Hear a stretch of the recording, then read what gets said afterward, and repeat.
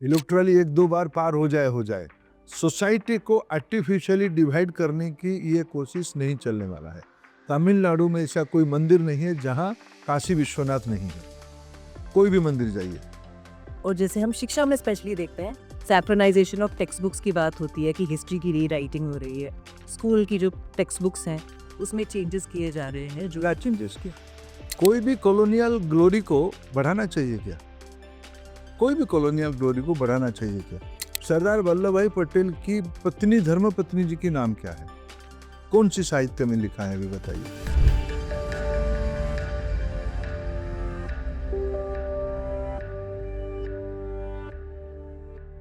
there's a lot of politics around language also. Tamil और आपसे की जो बहुत चिट्ठी पत्री चलती है on these issues from both भाषा to PM Shri to national education policy itself, they are opposed to even that.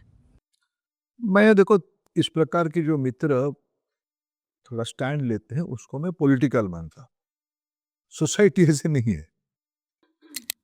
राजनीतिक कारण से कुछ लोग इस प्रकार के स्टैंड ले सकते हैं, वैसे हमें कोई आपत्ति नहीं है।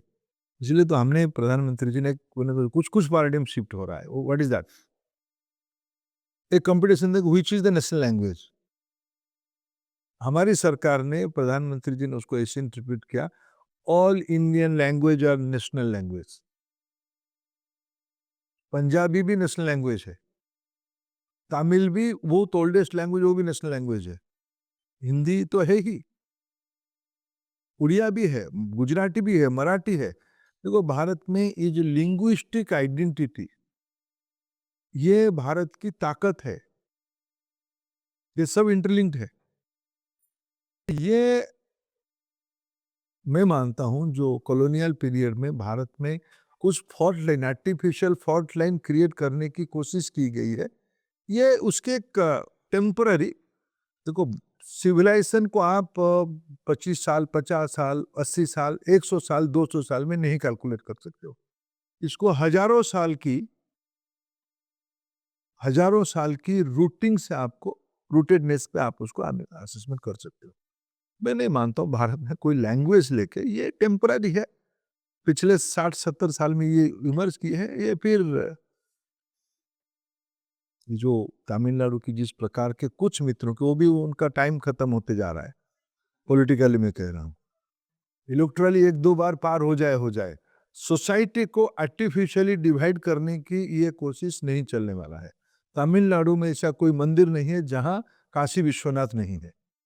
कोई भी मंदिर जाइए, वो काशी शैव शैव तत्व की प्रबल मात्रा में। आखिर रामेश्वर है कहाँ? ये सारे भारत की सांस्कृतिक दुनिया में शिक्षा, संस्कृति, भाषा, ये भारत में उसकी रूप अलग अलग है, लेकिन तत्व एक है। सर को पार्टी दौरे को लेकर एक माइनॉरिटी वाला इशू बार बार आता है, शिक्षा में कई बार आता है, from synchronization of text books to if you look at the AAVU case, जो उसका फर्स्ट माइनॉरिटी स्टेटस है उसको लेकर, इन सब चीज़ों में बार बार we have these issues. What we do? मैं तो समझा नहीं आपका प्रश्न। सच माइनॉरिटी माना जाता है कि बीजेपी में not be very pro minority. और जैसे हम शिक्षा में स्पेशली देखते हैं, सैक्रोनाइजेशन ऑफ टेक्स्ट बुक्स की बात होती है कि हिस्ट्री की रीराइटिंग हो रही है।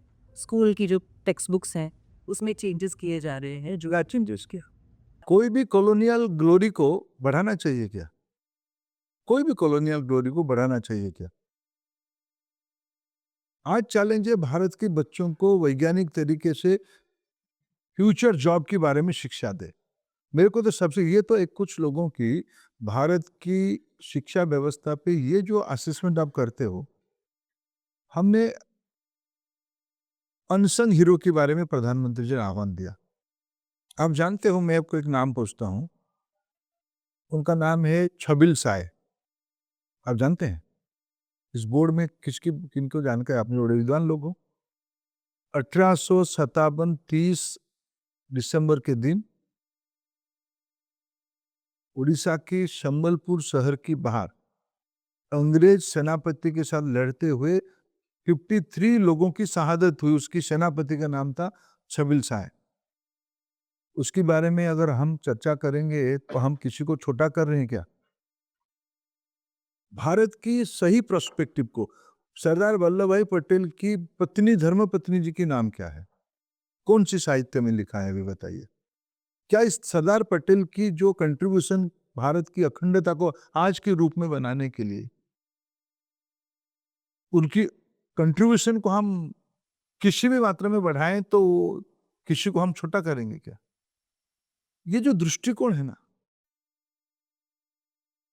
किस विषय को लेके कोई भी सभ्यता अपने गौरव को ही उठाता है। देखो, प्रधानमंत्री जी ने कहा कि मिशन लाइफ हम शुरू करते हैं, उसमें कोई कंट्रोवर्सी है क्या? भाई, हमारी जो जीवन शैली है, हमारी विश्वास, हमारी आस्था सिर्फ आस्था के लिए नहीं था, कोई अंधविश्वास के लिए नहीं था।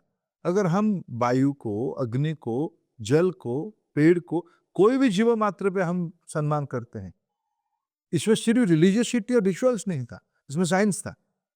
आज हमारी आवश्यकता है उसको रीअप्रोप्रिएट करना आज की रिक्वायर कॉन्टेक्स्ट के साथ। इसलिए ये डिबेट हमें, मैं तो आपसे अपेक्षा रखूंगा, डिबेट को राइट प्रोस्पेक्टिव देना, ये आपकी भी दायित्व है।